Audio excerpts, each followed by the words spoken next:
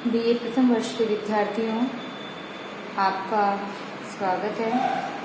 हम संज्ञा प्रकरण पढ़ रहे थे। संज्ञा प्रकरण के 3 सूत्र मैंने आपको समझाए हैं। हलन्त्यम, सेकंड था आदर्शनम लोप है और तीसरा सूत्र था तस्य लोप है। इसके बाद हम नेक्स्ट सूत्र का अध्ययन प्रारंभ कर रहे हैं। देखिए, आप सब ध्यान से सुनिए। अगला नेक्स्ट सूत्र है को रखना आदिरन्त्येन संहिता।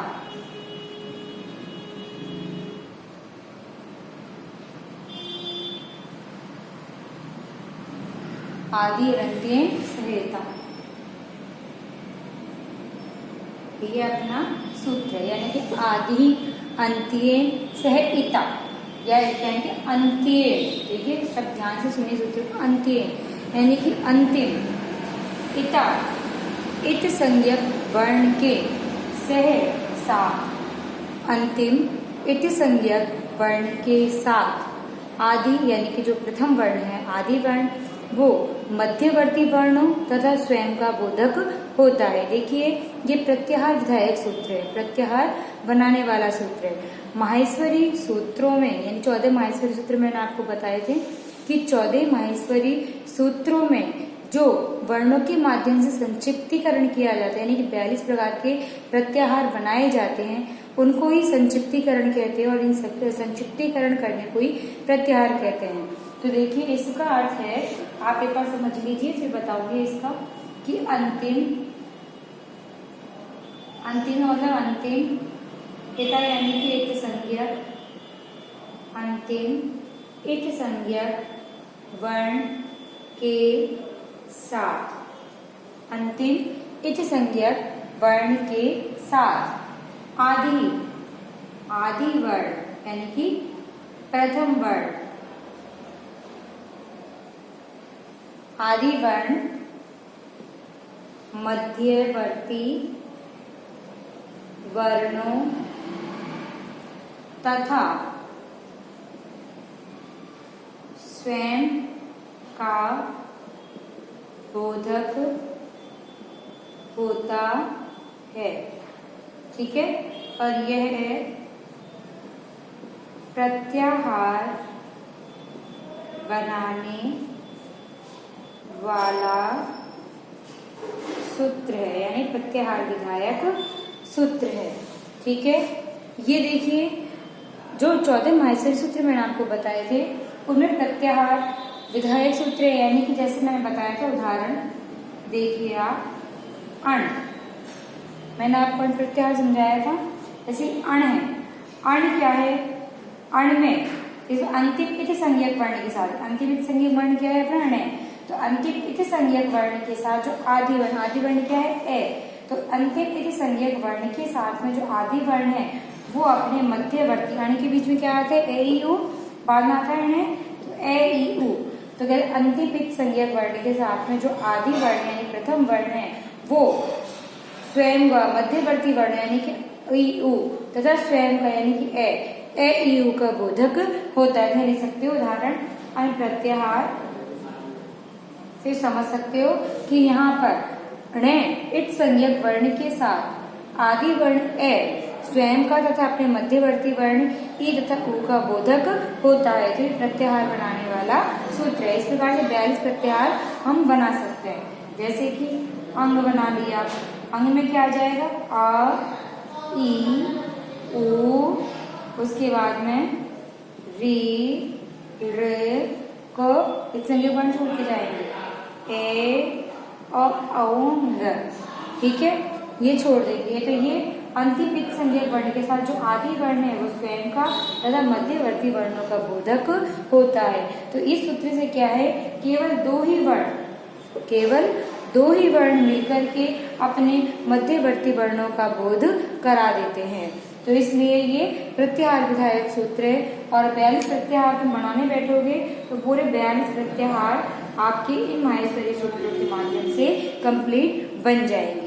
ठीक है, ये सूत्र का तात्पर्य तो ये है। ठीक है, आगे नेक्स्ट मैं आपको समझाती हूँ। नेक्स्ट सूत्र मैं आपको समझा रही हूँ।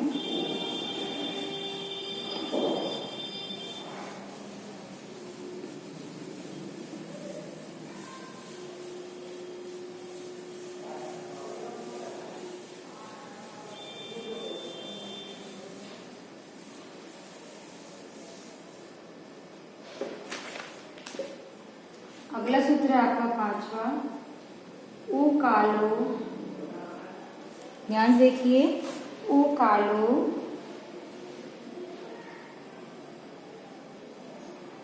एक मिनट बच्चों,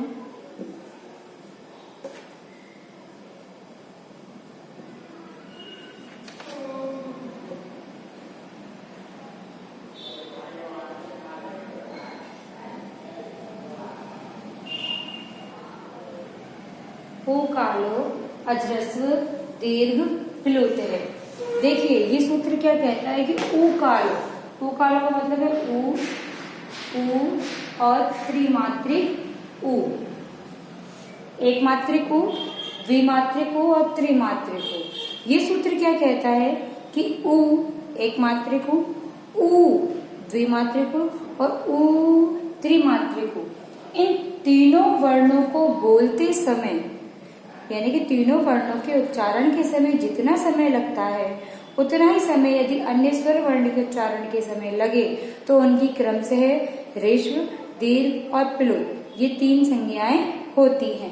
तो देखिए ये कहते हैं कि अन्य स्वर वर्णों के उच्चारण जितना समय लगे, अब इनके बराबर ही ऊ और त्रिमात्रिक ऊ के बराबर जितना समय लगे उनकी क्रम से रेश्व, दीर्घ, प्लुत संज्ञा होती है।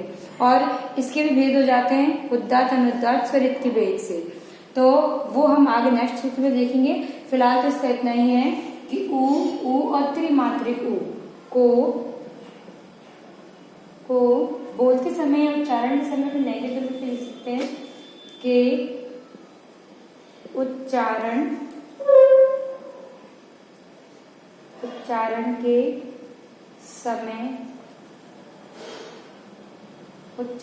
समय में जितना समय लगता है यदि वही समय अन्य स्वर वर्णों के उच्चारण के समय लगे तो क्रम से है उनकी रेश्व, दीर्घ और प्लुत संज्ञा होती है। देखिए ऋष्व यानी कि एक मात्रिक स्वर, दीर्घ यानी कि द्विमात्रिक स्वर और प्लुत यानी कि त्रिमात्रिक स्वर। तो ऊ लिख सकते हैं, ऊ की संज्ञा क्या हुई ऋष्व। अन्य स्वर वर्णों के में भी यही है, ए आ त्रिमात्रिक हो जाएंगे, इसको बोलते हैं एक मात्रिक, यानी कि एक मात्रिक स्वर हो गया। दूसरा है ऊ यानी कि दीर्घ, तो इसकी क्या हो जाएगी द्विमात्रिक स्वर। इसी प्रकार से ऊ दीर्घ लंबा बोलना, इसको बोलते हैं प्लुत, इसकी प्लुत संज्ञा हो जाएगी, तो इसको बोलेंगे त्रिमात्रिक स्वर।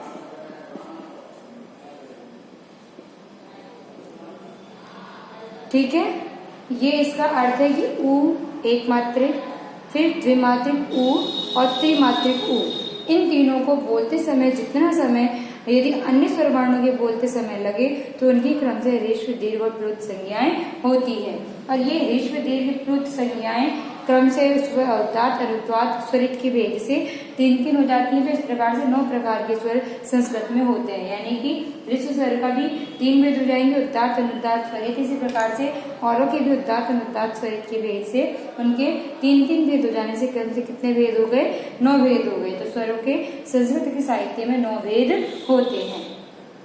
आगे नेक्स्ट सूत्र देखते हैं।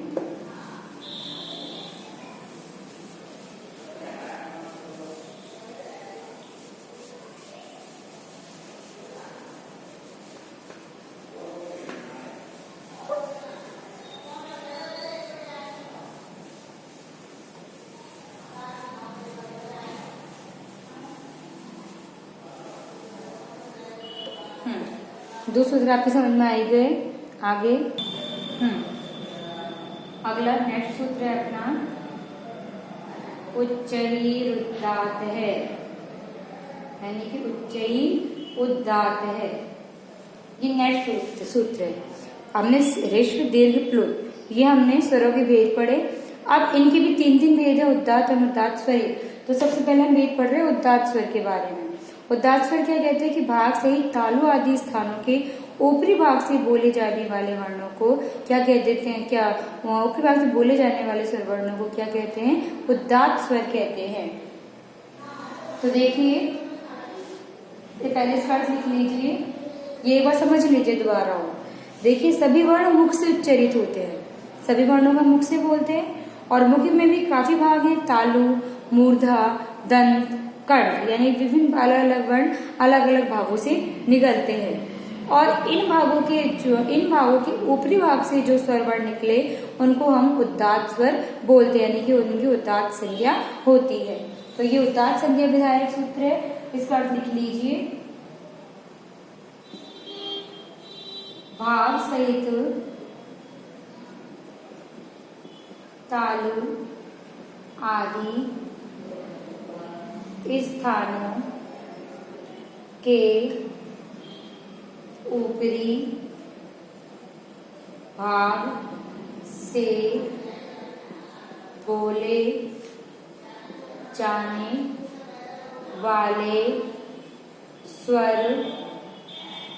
बोले जाने वाले स्वर वर्णों की उदात्त संज्ञा होती है। ठीक है, तो देखिए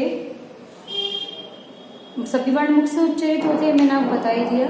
मुख में काफी भाग हैं, तो कहते हैं उन तालु आदि भागों के, तालु आदि स्थानों के जितने भी भाग हैं उन भाग से तालु आदि स्थानों के ऊपरी भाग से बोले जाने वाले वर्णों की, स्वर वर्णों की उदात्त संज्ञा होती है, यानी कि उनको उदात्त स्वर बोलते हैं। तो ये हो गया उच्चैर उदात्त है।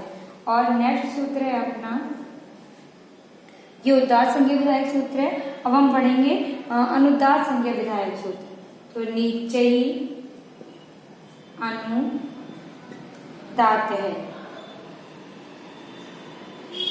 तो यानी नीचे ही अनुदात्त है, अलग अलग करेंगे तो क्या आ जाएगा इसका, नीचे ही अनुदात्त। ठीक है, ऐसे उच्चैर उदात्त का भी अलग अलग हो जाएगा। तो अब ये क्या कहता है कि तालु आदि जितने भी स्थान हैं, तालु आदि स्थानों के अधोभाग से यानी कि निचले भाग से बोले जाने वाले स्वर वर्णों की अनुदात्त संज्ञा होती है। तो देखिए लिख लीजिए, लिखना चाहो तो भाग सहित तालु आदि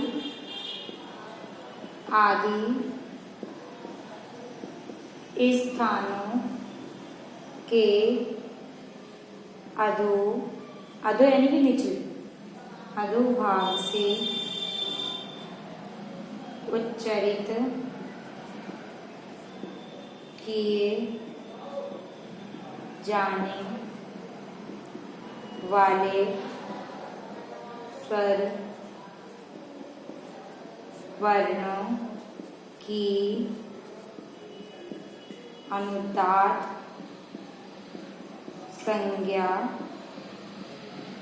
होती है। ठीक है, कि तालु आदि स्थानों के ऊपरी भाग से बोले जाने वाले शब्दों की उदात्त संज्ञा होती है और तालु आदि स्थानों के निचले भाग से बोले जाने वाले स्वर वर्णों की अनुदात्त संज्ञा होती है। तो आपको सबसे पहले भेद पढ़ाए थे स्वर के तीन, ऋष्व दीर्घ प्लुत, और उनके भी तीन तीन भेद होते हैं, उदात्त, अनुदात्त और स्वरित। इस प्रकार से स्वर वर्ण 9 प्रकार के होते हैं। तो ऋष्व दीर्घ प्लुत मैंने आपको बता दिया, आप पढ़ेंगे उदात्त, अनुदात्त, स्वरित, जिसमें भी उदात्त मैंने आपको बता दिया कि तालु आदि स्थानों के ऊपरी भाग से बोले जाने वाले स्वर वर्णों की उदात्त संज्ञा होती है और तालु आदि स्थानों के अधो भाग से बोले जाने वाले स्वर वर्णों की अनुदात्त संज्ञा होती है। और देखिए ये दो भेद तो मैंने बताते हैं, उदात्त और अनुदात्त। नेक्स्ट भेद हम पढ़ेंगे स्वरित।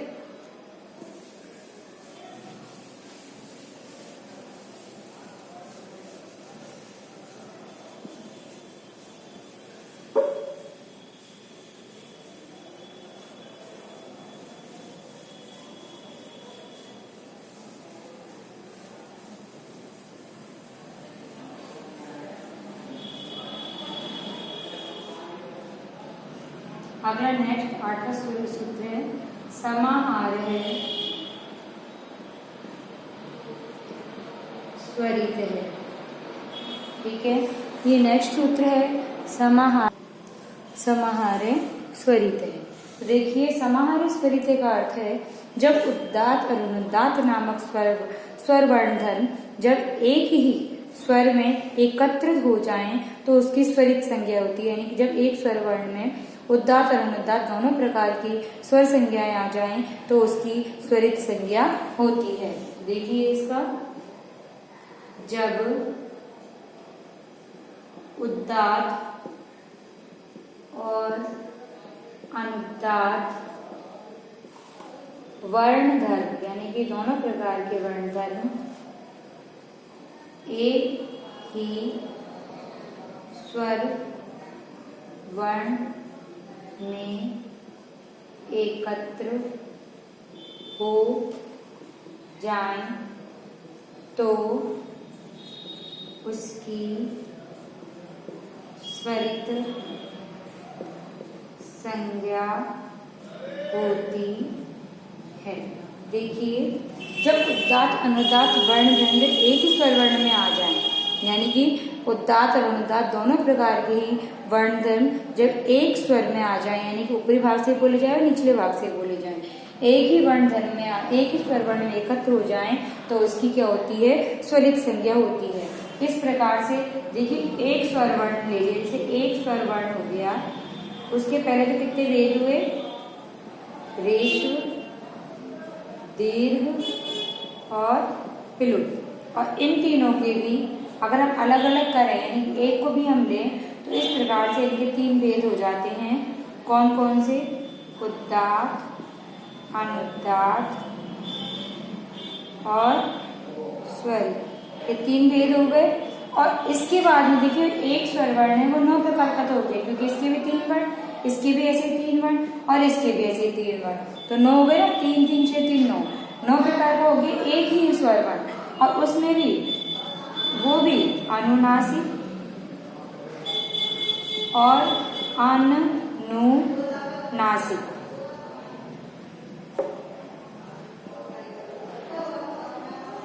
इन ये 3 जो हैं ये भी अनुनासिक और अनुनासिक, इन 2 भेद और हो जाने से इनके वो कितने 18 प्रकार के स्वर वर्ण हो जाएंगे, यानी 18 प्रकार का एक स्वर वर्ण हो जाएगा। ठीक है, इसका समझ लो 18 प्रकार के हो जाएंगे एक स्वर वर्ण, यानी एक स्वर वर्ण के 18 प्रकार के भेद होते हैं। पहले तो ये ऋश्व दीर्घ प्लुत होंगे, उसके बाद ऋश्व का उदात्त और अनुदात्त स्वरित, इसका भी उदात्त और अनुदात्त स्वरित, इसका भी उदात्त और अनुदात्त स्वरित। इस प्रकार से हो गए 9 भेद, और उन 9 भेदों के भी अनुनासिक और अनुनासिक 2 प्रकार के भेद हो जाने से 18 प्रकार के भेद हो जाते हैं।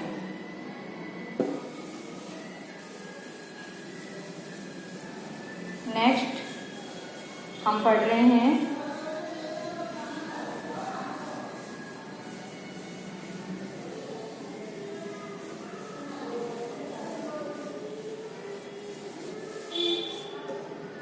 नेक्स्ट सूत्र पढ़ेंगे हम नवा, मुख, नासिका, वचन अनुनासिक है।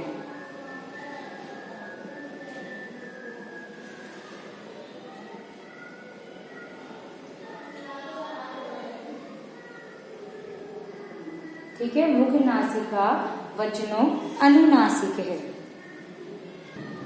देखिए, मुख, नासिका, वचन अनुनासिक का अर्थ है मुख और नाक की सहायता से बोले जाने वाले, यानी कि मुख और नाक की सहायता से बोले जाने वाले वर्णों की अनुनासिक संज्ञा होती है। अर्थात मुख और नासिका इन दोनों के साथ एक साथ ही उच्चरित स्वर वर्णों की अनुनासिक संज्ञा होती है, लेकिन केवल जो मुख से बोले जाएं उन वर्णों की अनुनासिक संज्ञा होती है। तो देखिए, लिख लीजिए, मुख और नासिका से उच्चरित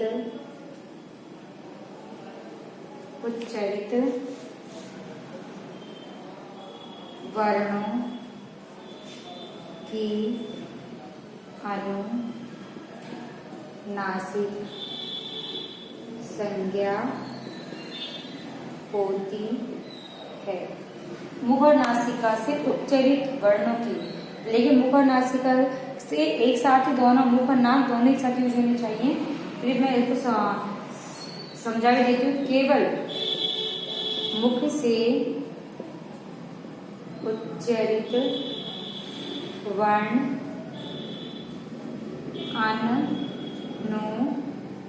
अनुनासिक होते हैं। ठीक है, मुख और नाक की सहायता से बोले जाने वाले वर्णों की अनुनासिक संज्ञा होती है, लेकिन केवल मुख से उच्चारित वर्ण अनुनासिक होते हैं। 3 भेद बताए थे पहले, ऋष्व दीर्घ प्लुत, उसके बाद उदात्त अनुदात्त स्वरित, और उसके बाद ये भेद हो गए अनुनासिक और अनुनासिक। देखिए एक चीज ध्यान देने में बता देती हूँ, आ, ई, उ और ऋ। ठीक है, ये जो 4 प्रकार के जो स्वर वर्ण हैं, इनके तो ऋष्व दीर्घ प्लुत यानी कि ऋष्व दीर्घ प्लुत भी होता है, उसके बाद में उदात्त अनुदात्त स्वरित भेद हो गया, और अनुनासिक और अनुनासिक के भेद से ये 18 प्रकार के होते हैं। लेकिन ऋ जो स्वर वर्ण है, ऋ क्या है, स्वर वर्ण है, इसके 12 भेद ही होते हैं, क्योंकि इसमें दीर्घ नहीं होता है। ठीक है, इसमें केवल ऋष्व होता है और प्लुत। इस प्रकार से इसमें दीर्घ नहीं होता है, तो इसके 12 प्रकार के भेद होते हैं।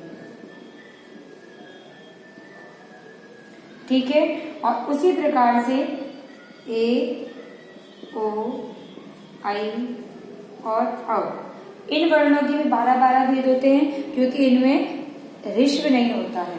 ठीक है, ऋष्व नहीं है तो इसका उदात्त अनुदात्त स्वरित भी नहीं होगा, और वो नहीं होगा तो उनका अनुनासिक और अनुनासिक भेद भी नहीं होगा। तो इसमें दीर्घ का अभाव होता है, केवल इसमें ऋष्व का अभाव होता है, इसमें केवल दीर्घ और प्लुत, ये 2 भेद होते हैं। इस प्रकार से इनके भी 12 प्रकार के भेद होते हैं। ठीक है, ये मैंने आपको समझा दिया है कि मुख और नाक की सहायता से बोले जाने वाले वर्णों का अनुनासिक कहते हैं, लेकिन केवल मुख से उच्चारित वर्ण है तो उसकी अनुनासिक संज्ञा होती है। लेकिन